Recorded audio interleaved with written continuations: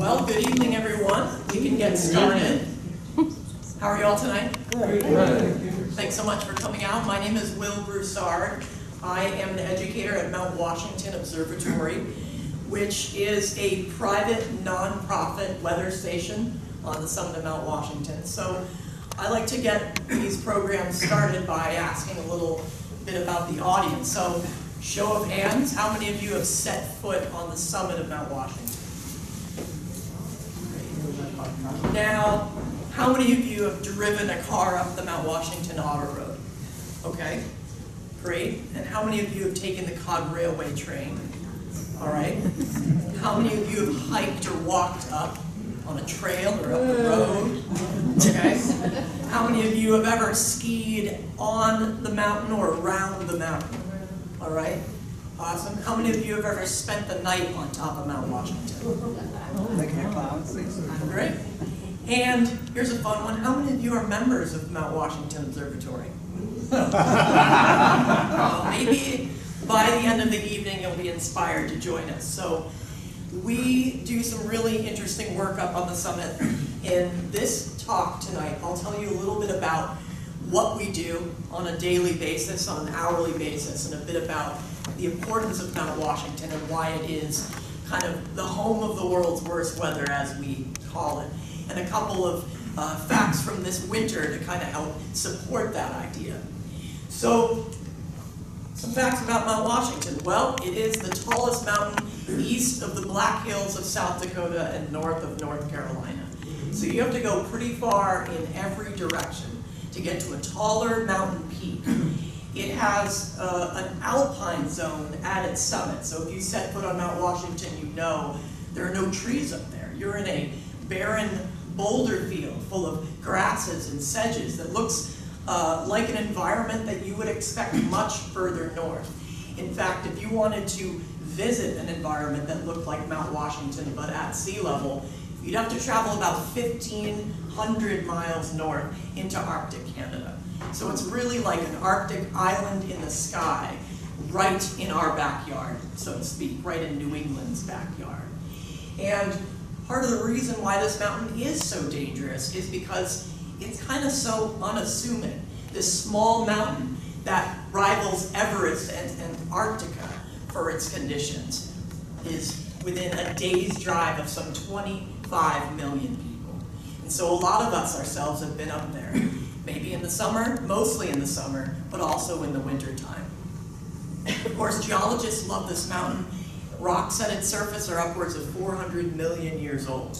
So it really tells the history of New England, the incredible history from way back when it was once a submerged seabed and then uplifted over geologic time. So it's a really interesting place to visit as a geologist, let alone a meteorologist or someone who just wants to cool off in the summertime. For those of us interested in the human history, first summited in 1642. So within one lifetime of many of our ancestors coming to the New World, it was an Irishman by the name of Darby Field from Durham, New Hampshire, who decided it was a good idea to visit Mount Washington, hiked up, and actually was guided there by two Native Americans. Interestingly, Native peoples often didn't visit the alpine zones of their mountains. They were considered sacred places. Same goes for Katahdin in Maine, as is Mount Washington. These are sacred places, dwelling places of the gods and goddesses, but they're also incredibly dangerous. So these are great lessons to tell your children. Do not go up there, like Uncle John, who never came back. So, quite an incredible place to be. But of course, Europeans, they had to head up, and ever since then, we've been visiting the summit with some regularity. This is actually what Mount Washington looks like right now. We've gone through some periods this winter of freeze and thaw, and we'll talk about that. But just in the last 24 hours, we've received more than a foot of snow, if you can believe it. Last week, we got about, 2 feet of snow just in the last 7 days. So winter is really not up yet. Last spring in May, we had one of the snowiest 36 hours on record. We received 33 inches of snowfall about a year ago. So we're looking at likely more snowfall perhaps even though tomorrow down here it will be approaching 90 degrees. The summit will probably be just a little above freezing. Interesting. I love this photo. You're looking south-southeast into Maine. You're looking at some really beautiful glacial ravines. These ravines are incredible places to go rock and ice climbing and spring skiing. Tuckerman's Ravine is one of those ravines. The southern ravine is Tuckerman's. The northern ravine is Huntington's. What I like about the White Mountains, which Mount Washington is part of, every single mountain has a name. And those names tell an incredible history of scientific discovery and basically geological history, but it also tells a political history as well. If you learn the names of these places, it's really quite interesting. Huntington Ravine, named for the first meteorologist on the mountain. That was up there in the 1870s. Tuckerman's Ravine, named for a lichenologist, someone who studied those small little plant-fungi relationships. Edward Tuckerman, who actually was studying in Boston, but came up regularly. So quite an interesting history there. And then you see the autoroad snaking up the side. I took this picture in April of 2014 during the Inferno race. Mount Washington's Tuckerman's Ravine is part of that 5-part race that includes skiing over the head wall. If anyone's ever done that, I applaud you. I have not done that. But it is fun to go in and watch people do that and attempt to do that. And then you can see some people skiing right here and some other folks up here, a couple even up there. So what an incredible playground that we have in our backyard. This is a photo of Mount Washington in the fall. I'm from Maine. I think of Mount Washington as a giant blueberry barren. A lot of the family of plants that the blueberries are in, the heath family, the Ericaceae, for those of us who like our Latin names, grow on Mount Washington. These plants that turn blood red in the fall, really beautiful. But I also like this photo because it tells you what tree line looks like. So at 4,500 feet, the tree line of Mount Washington and surrounding peaks is the lowest tree line in the United States, owing to the fact that we get some incredibly bad weather in the wintertime. And when you see these trees, well, they don't look very impressive, but they're 80 to 100-year-old old-growth forests that are growing maybe a foot off the ground in mass. We often call these spruce traps because you can fall into them and actually have a very tough time getting around if you stray off of the alpine trails. And to that effort, we have, over a long period of time, constructed rock piles that we call cairns, and those cairns help us navigate through the alpine zone. What you don't see in this photo is the immense amount of summit fog that covers the alpine zone. And we get it about 60% of the year.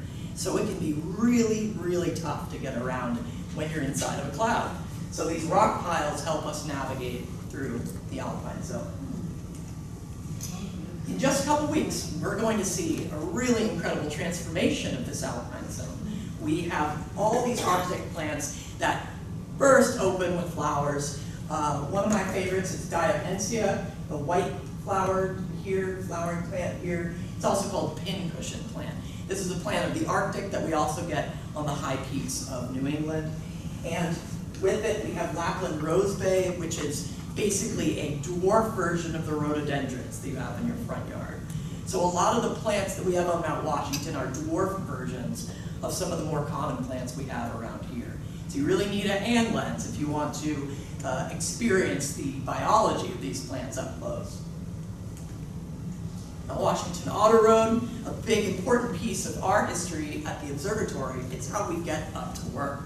This is the oldest man-made attraction in the United States, built in 1861, back when there were carriages and horses pulling people around. So it took a team of 6 horses to get up this road when it first opened, about 10 years before the invention of dynamite. So this road was hand-carved with black powder, quite a feat getting up this road for the first engineers that did so. Well, right around the turn of the century when the car was invented, this became a playground for people to drive their cars. And so every couple of years, there's a race up the road to see how fast you can get up this mountain. 7.5-mile road, what do you want to guess is the current speed record in time it might take someone to get up the road if you had the fastest car imaginable? 5 minutes. 5 minutes, 10 minutes, 20 minutes? Well, the current record is 5 minutes and 44 seconds. Set last summer, if you can believe it. If you want to make yourself sick, go online, you can search for the gentleman who made that record happen, Travis Pastrana, in Subaru WRX rally car, going up to 130 miles per hour on this 7.5-mile road without guardrails on a mountain. I can't even imagine it. So that's Climb to the Clouds. Happened last summer. It'll happen again in a couple of years. But it's an important part of our history on Mount Washington. Of course, this is on the east side.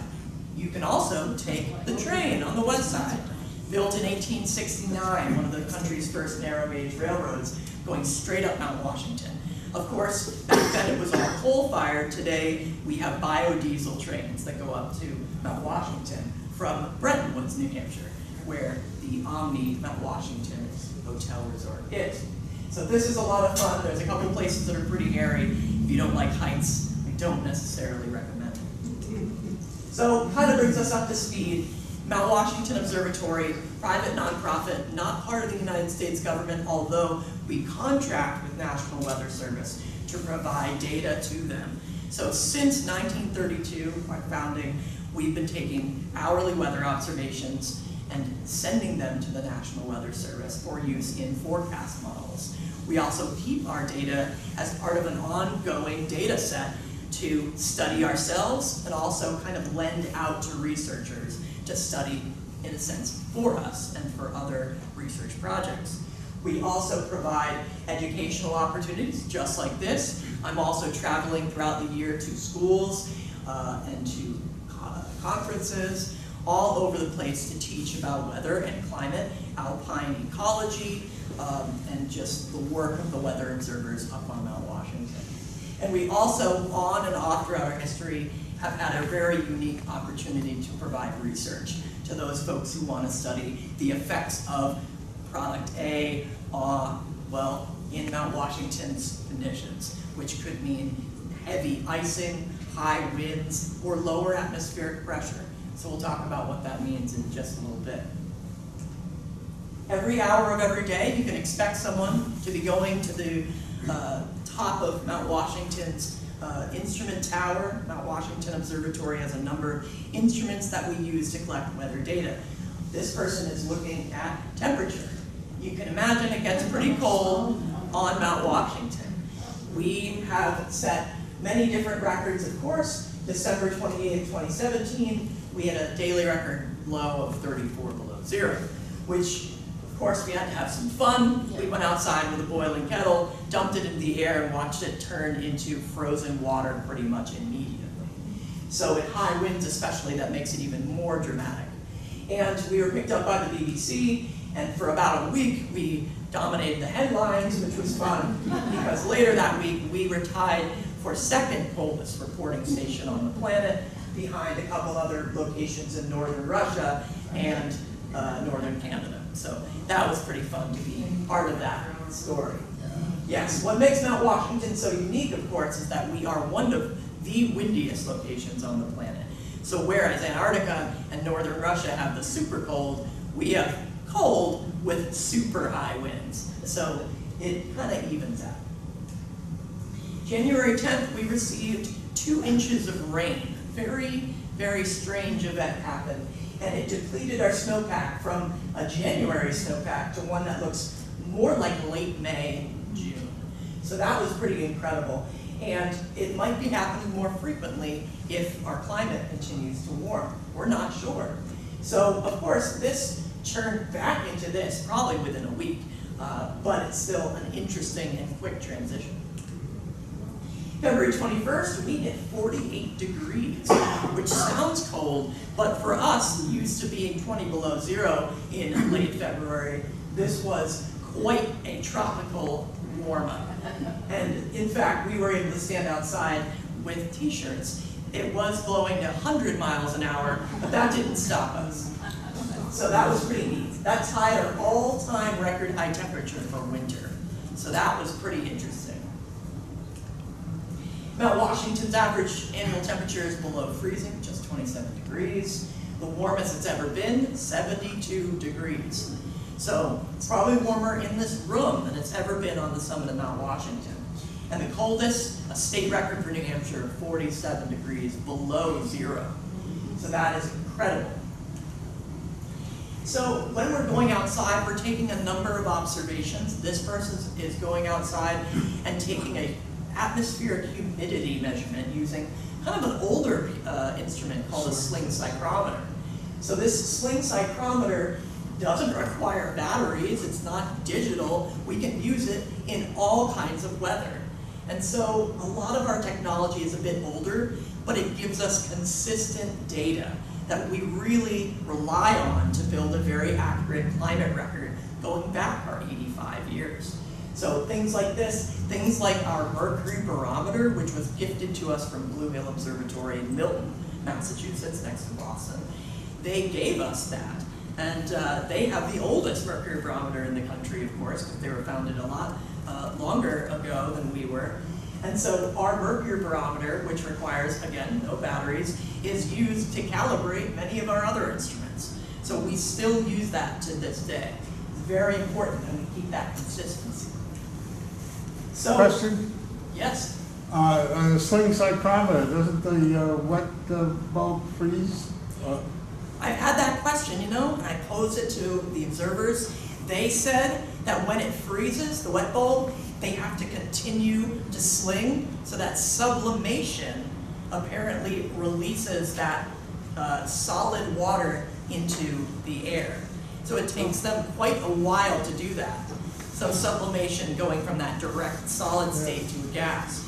I couldn't believe it, but apparently that's what they have to do when they want to get that frozen water off. Interesting. So, one of the more exotic jobs of a weather observer on Mount Washington is to collect precipitation from a can that's been sitting outside for 6 hours. So 4 times a day we collect precipitation. It's one of the more dangerous jobs, but that's why our night observer, who's usually the most experienced person, does that. We're not going to be giving this job to the interns. They'll have another important job that I'll tell you about later. But in case any of you are thinking about falling asleep, I want to show you a very short video of the observer going out and collecting the precipitation can in some pretty high winds that we might in the valley find difficult, but for someone like Ryan, who's been on the summit for 13 years, finds pretty normal. So let me get that for you.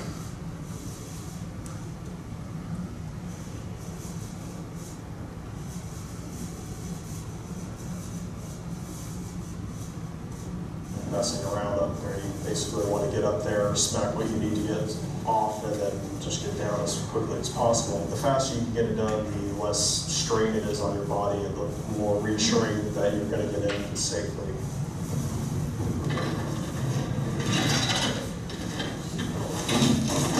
Oh my gosh. All right, heading out to get the precip can. A lot of people often ask me what the most scariest part of my job is, and this is probably one of them. The main reason being because I have to fight the elements and everybody's asleep at night, so I really don't have anybody waiting for me if I don't make it back. Now, if winds were high, I'd more than likely wake somebody up to be waiting by the door.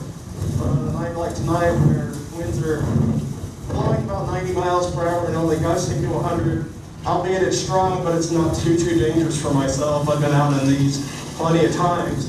Now right now we have a northwesterly wind, so we're kind of in the lee of the building, so it's not too bad. But once we get to the end here, we'll feel the full brunt of the winds and slowly make our way down to the precip can, which is in the center of the summit here.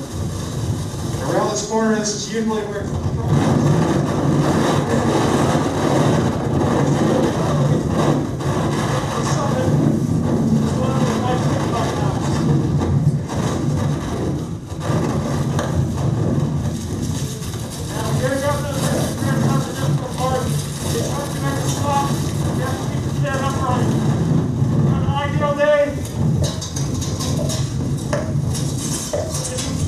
pull out, Put it into the holders here.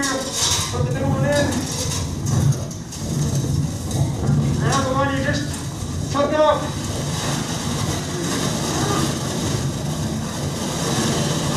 Stay low. And again, try to keep the can as upright as possible. If it comes out to it, it's best just to fall down on your butt. And keep the can upright.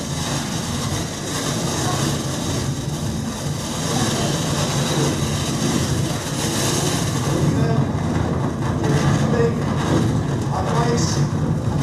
Large chunks of ice below it.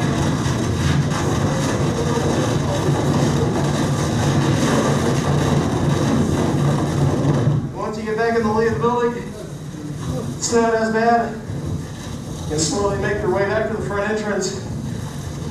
All right. So, can you imagine going out and doing that job? So we have to do this every 4 hours. Of course, if it's incredibly strong, that is, in winds maybe over 110, we'll probably be foregoing that weather observation and calling into the National Weather Service and explaining why they're not getting that data. Yes? How heavy would that can be that he's taking back? Oh, that's a really good question. It's pretty heavy. I've had to take some of those weather observations myself in the valley. It's about 5 pounds, and that can become quite a projectile. If you were to drop it, it rolls off, actually. One of the other observers had an issue where really strong winds actually forced it out of his hand just a couple weeks ago, and he had to go running after it to get it back. But it can be a little heavy, and then the snow obviously is pretty light inside of it, so it doesn't really add too much more weight. So he'll be wearing traction on his feet, microspikes or crampons to get around in that really rocky, icy environment. Sometimes we have to go through snow drifts, but often, because the winds are so strong, that snow that falls on the summit just scours right off into the eastern snowfields and the ravines. So that's really why those areas that I talked about earlier, the ravines, carry that snowfall often into June or July even, because they're filling up with the wintertime snow. And speaking of snow, we do get about 26 feet on average on top of Mount Washington, or at about 102 inches of liquid equivalency. So that's melted snow plus rain. And I asked the observers, how do you get as accurate a snow measurement as you can? Because there's no place on the summit that has a nice even spot for snow to fall and stay. Well, that's why they have to keep the can upright. They are physically holding that snow in place so that they walk in and actually take a depth measurement in several spots in the can. And that can be pretty difficult because the wind can get in there and swirl it around a little bit. So National Weather Service understands that they are taking our measurement a little bit with a grain of salt. So take that in with a grain of salt as you can. In the winter of 1969, we had the most snow we've ever received. 47 feet of snow fell on Mount Washington. And to go back to what I said earlier about the ravines, so the rule is for every inch of snow that falls on the summit, a foot is deposited in the ravines. So it's quite a lot of snow that we can get. So another observation we have to do, similar to an airport, we take a visibility observation. We look out into the distance, and on the clearest of days, we see 130 miles. So we see the tallest mountains in upstate New York, and then to our southeast, we can see the Atlantic Ocean outside of Portland, Maine. And back in the day, and from time to time to this day, we'll use lighthouses off of the coast to help determine visibility and distance. So that's pretty incredible. So this is the Atlantic Ocean. It appears as an orange line on the horizon. This is Sebago Lake. And this is Portland, this little peninsula, Portland, Maine. So you need a telescope to get this close, or a nice camera that can zoom in. But with the naked eye, you can still see that orange line on the horizon. I've only seen it a handful of times, but it's a pretty unique incidence. Most of the year, we see this. So this is summit fog, and we get it more than 60% of the year. And this, as I said, can be really disorienting. What's doubly bad about summit fog is that when we have it during sub-freezing temperatures, we get rye mice. Rye mice, or frozen fog, is the bane of our existence, and we have to battle it often, several times an hour when it's forming, because they can form up to several inches an hour.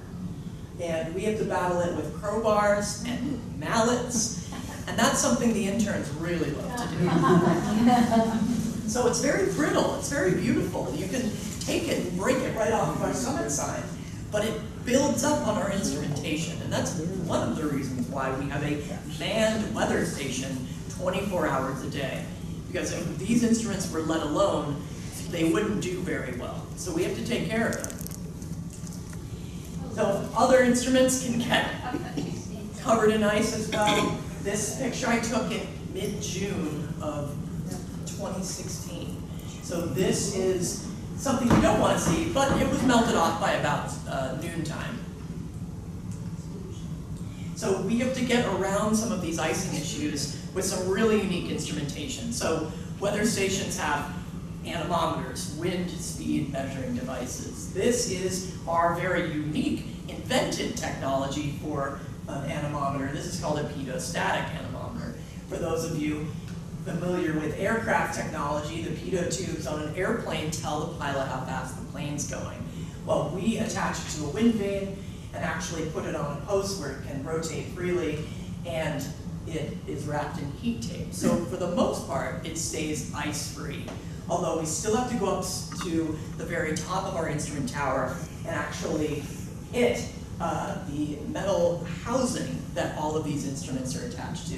And that sends a vibration up into the instrument, which releases the rye mice. As Ryan mentioned in that short clip before he went outside, he talked about how you really need to do this as quickly as possible, because on those very cold, icy, windy nights, it can be quite a strain on the body. And it's almost in slow motion when you're fighting the wind to get the mallet or the crowbar to even make contact with the parapet structure. So quite a unique job that we have to do from time to time. So Mount Washington is home of the world's worst weather, really partly because of our winds. We have the highest average wind speed in the continental United States. 35 miles an hour is our average. Well, we're also pretty well known for this fact. Back in April 12, 1934, we recorded a wind gust of 231 miles an hour.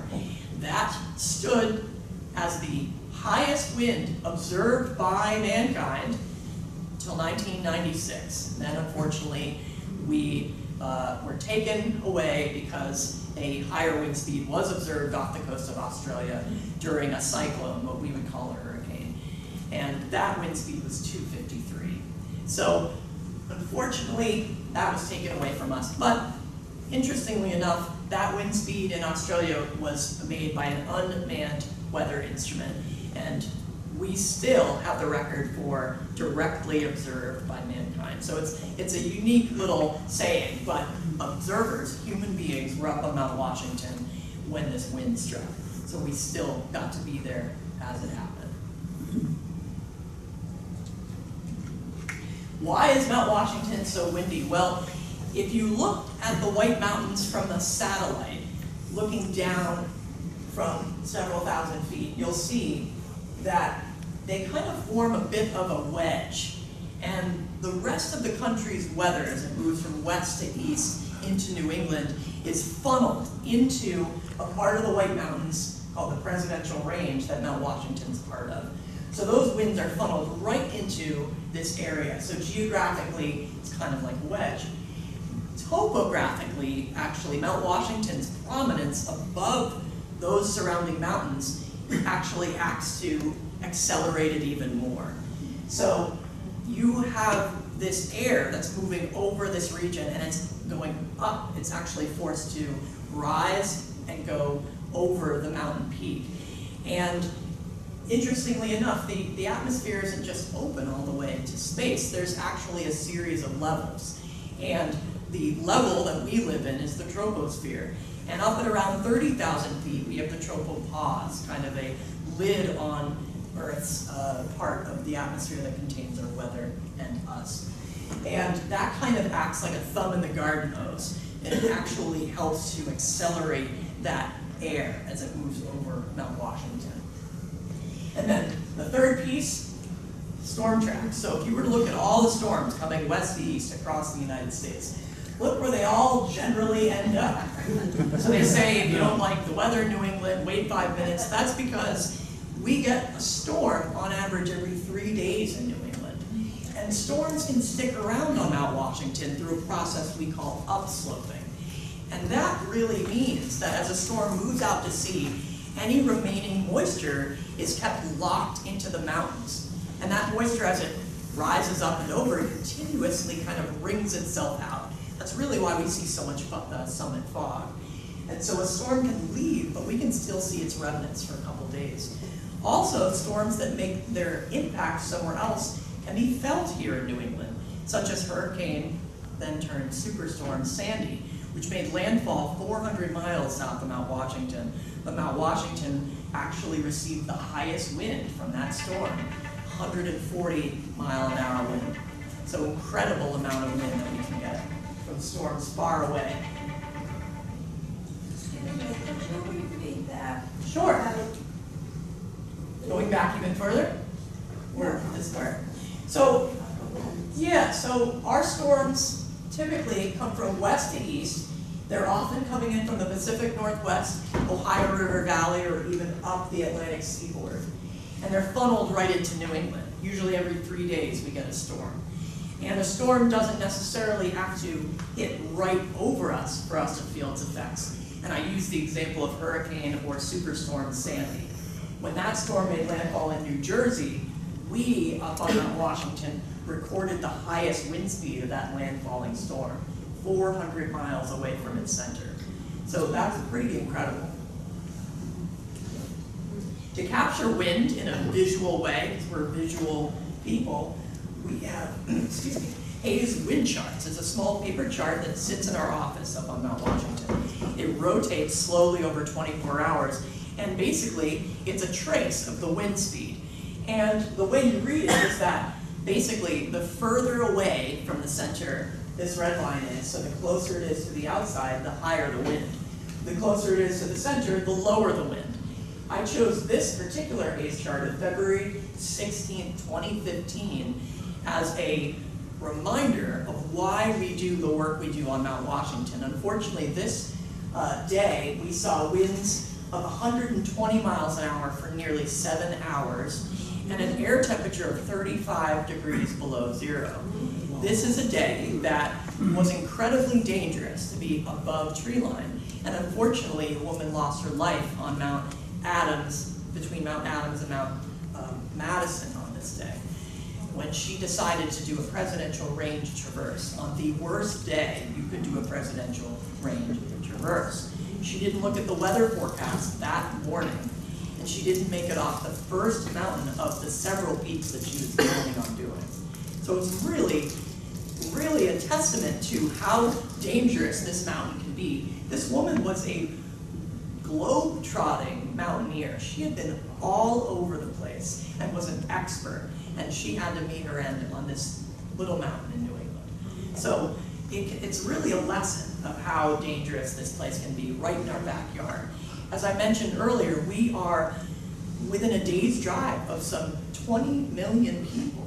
And they can wake up and it can be 85 degrees. And I've actually seen this, 85 degrees in Boston and 25 on Mount Washington and in a blizzard.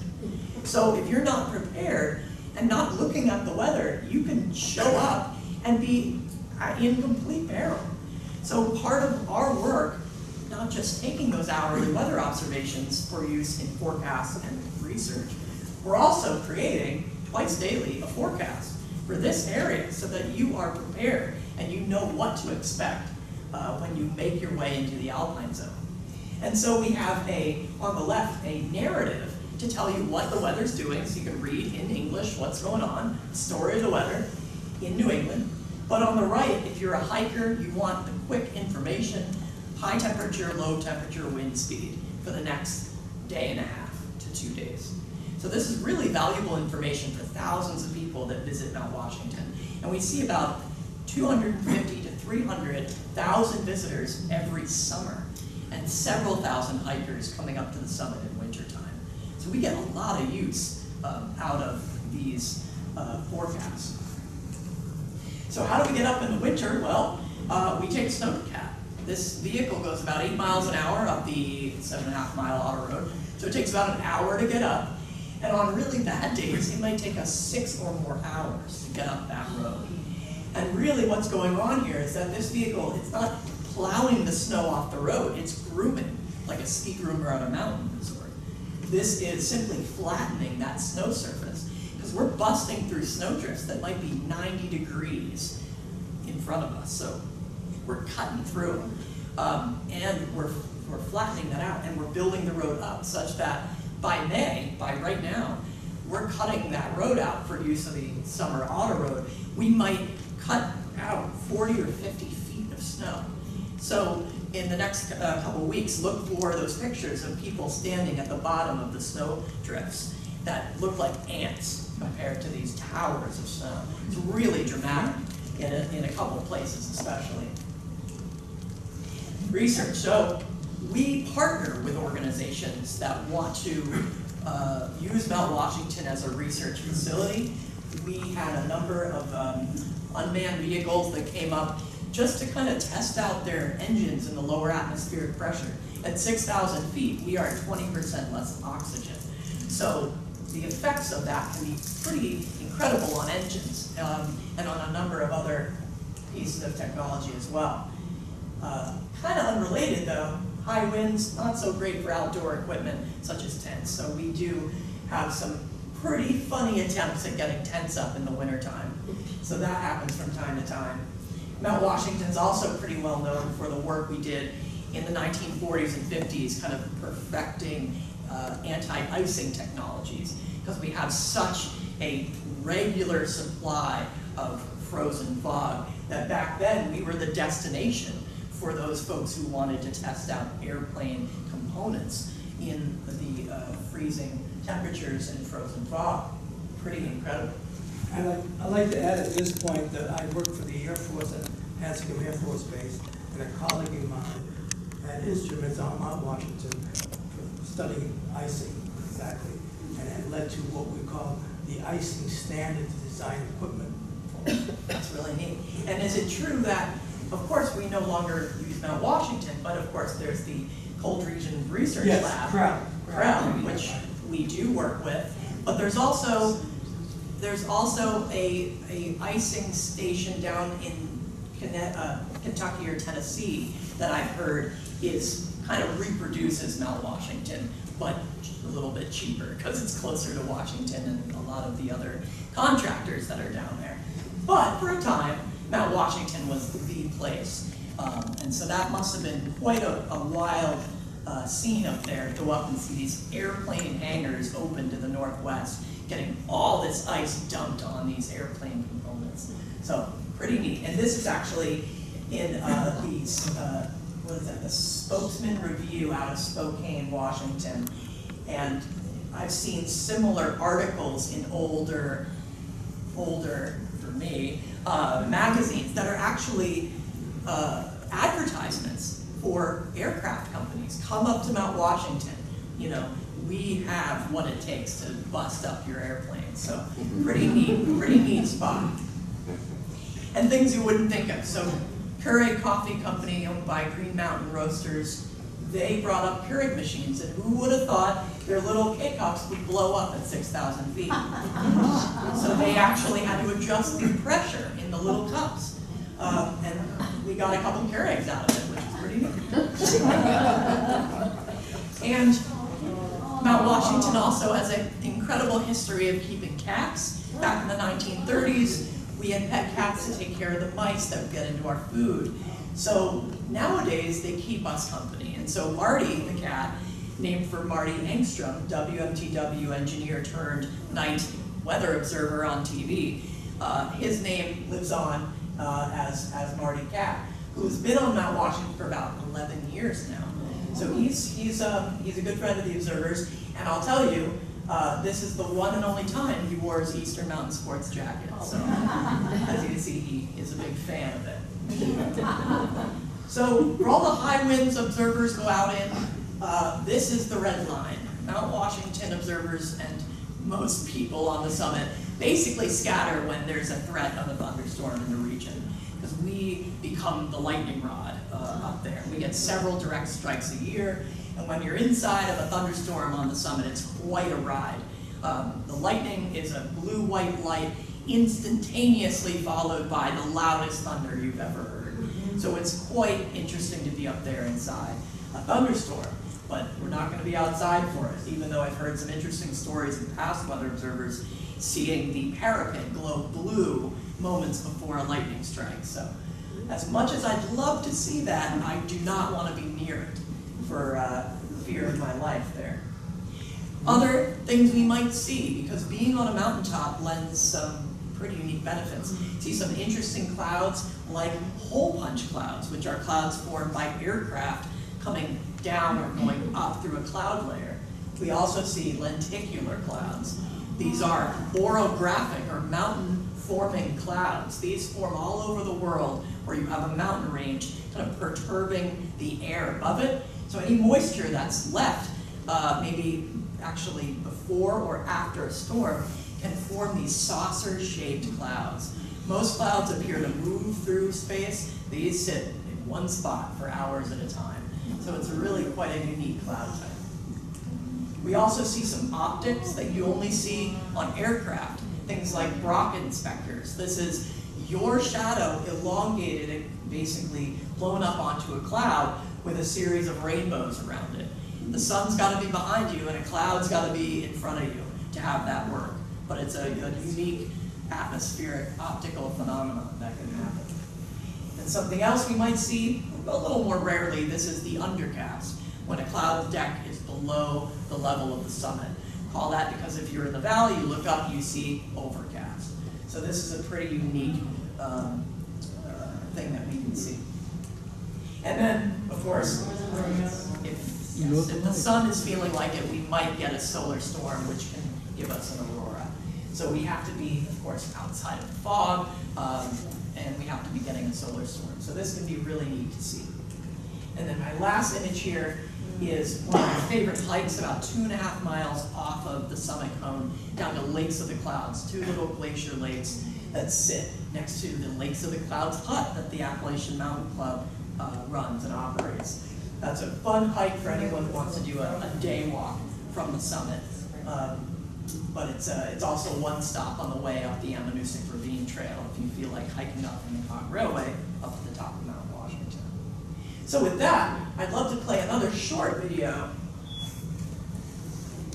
One of our weather observers playing in some high winds last spring. Actually, gosh, 2 springs ago, time flies.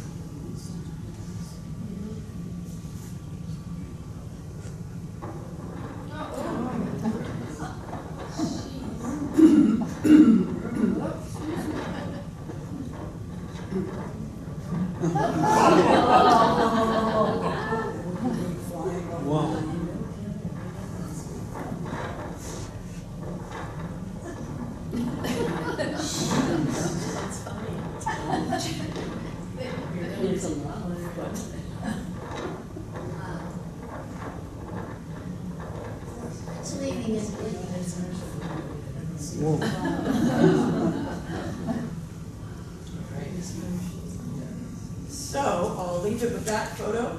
I'd love to take any questions you might have about our life and work up on the rock pile.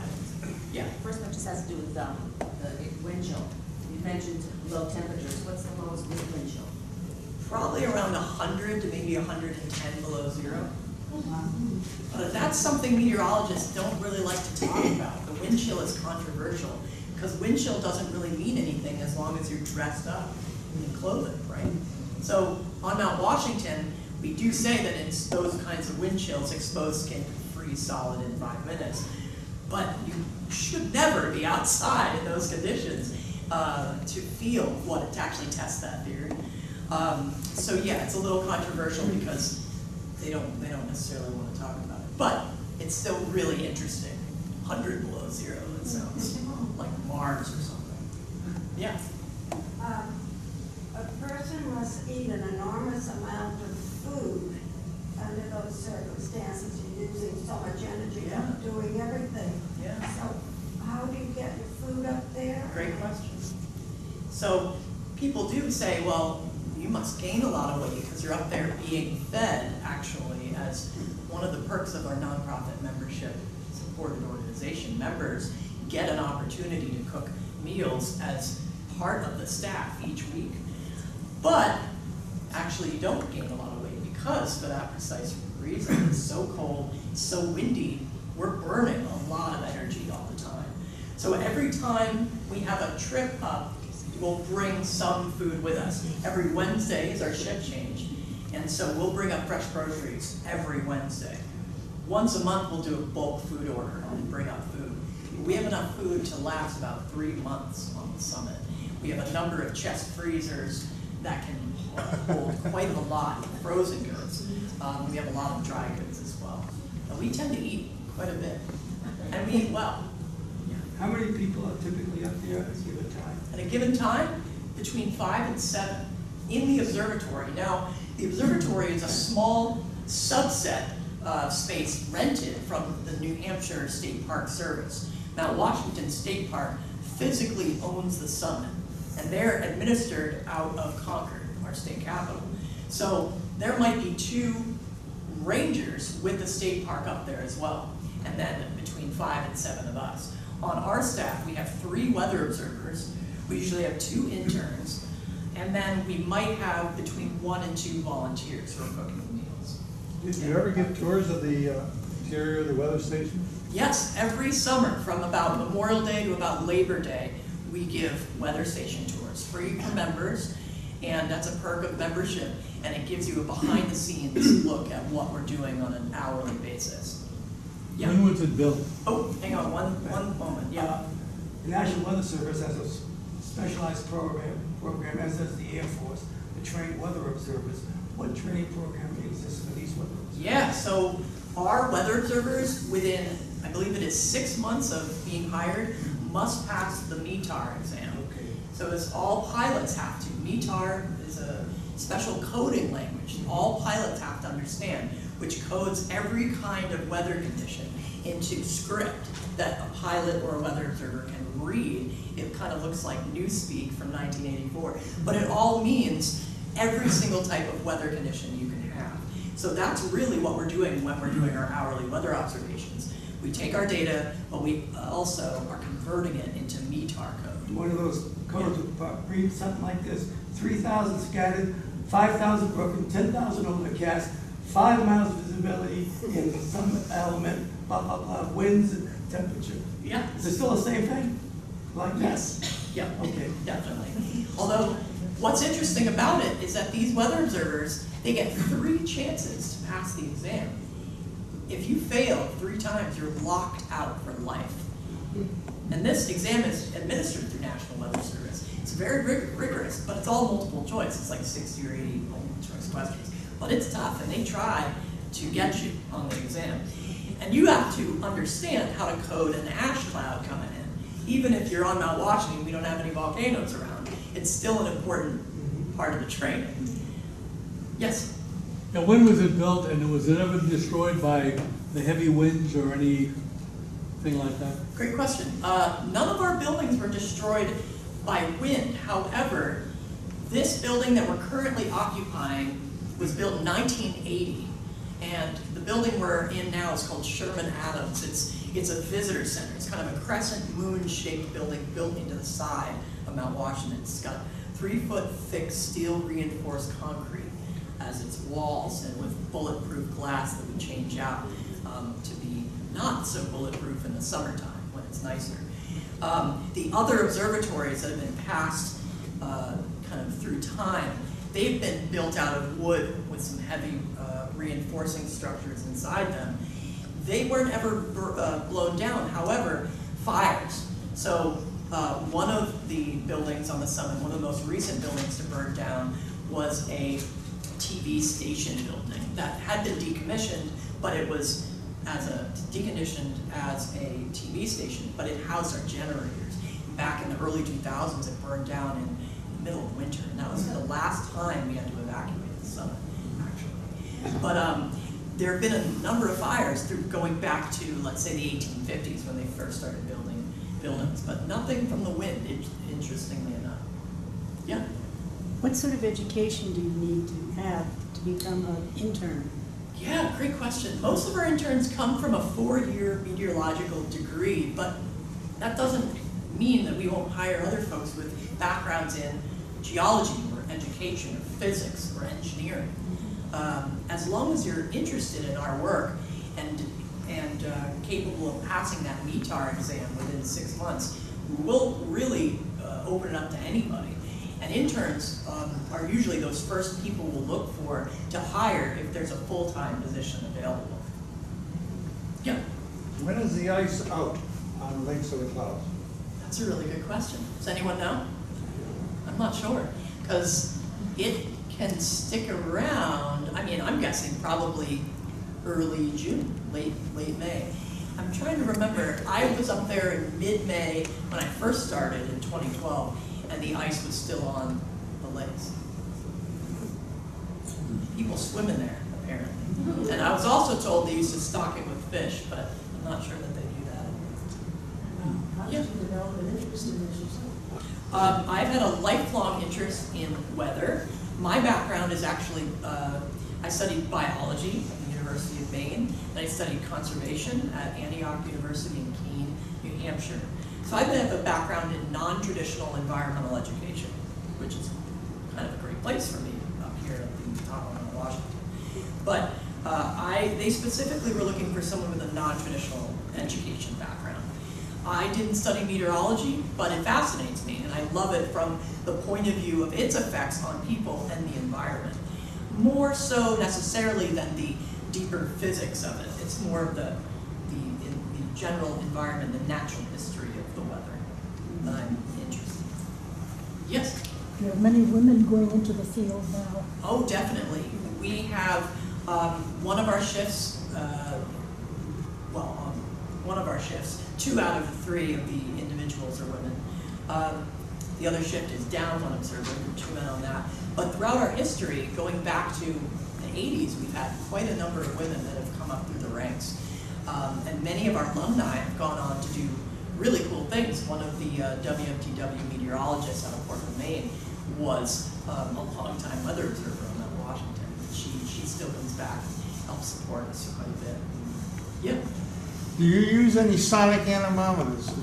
We have throughout time tested some of them. We don't use them too much. We find them difficult to heat and difficult to maintain. I worked on the development of these things back around 1960 for Cambridge Research. We had contract for Cambridge Systems. Cool. Which company? Well, I'm involved in the Cambridge Systems. I worked at, We did one of my students was developed got the patent on the thermoelectric 2-point hygrometer. Cool. Great. Yeah, we'd love to test. Keep testing those things up on the summit when there's an availability for it. For sure. What we were really looking at was measuring shear forces, shear winds at the ends of runways and things like that for the Air Force. That's what the original thought for the development was. Cool. Great. I want to thank you. I'm going to stick around for more questions, but I'm going to let those folks head out that would like to.